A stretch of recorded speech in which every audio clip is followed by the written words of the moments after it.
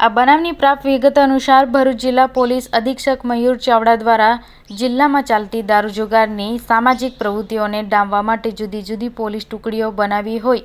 જે અનુસંધાને અંકલેશ્વર શહેર બી ડિવિઝન પોલીસ પેટ્રોલિંગમાં હતી. તે દરમિયાન બાતમી મળેલ કે ગટકોલ ગામ બાપુનગર ઓવરબ્રિજ પાસે આવેલા ઝૂંપડપટ્ટીમાં ખુલ્લી જગ્યામાં કેટલાક શખ્સો પત્તા પાના વડે જુગાર રમાડી રહ્યા છે.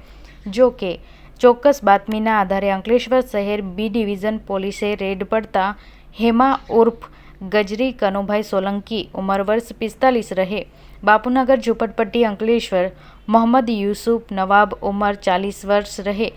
બાપુનગર ઓવરબ્રિજ પાસે ઝૂંપડપટ્ટી ગટકોલ અંકલેશ્વર, ગુલામ મુશીફા ઉર્ફ મસ્તાન પીરુભાઈ મલ્લિક ઉંમર વર્ષ 59 રહે હાંસોટ ભાટવાડ ફળિયું, જિલ્લો ભરૂચને પોલીસે જાહેરમાં પત્તા પાના વડે જુગાર રમતા હોય ઝડપી પાડ્યા છે.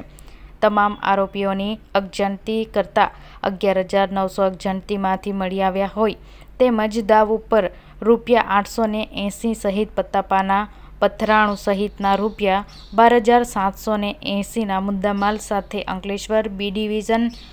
પોલીસે જપ્ત કરી ત્રણેય આરોપીઓની અટકાયત કરી હતી.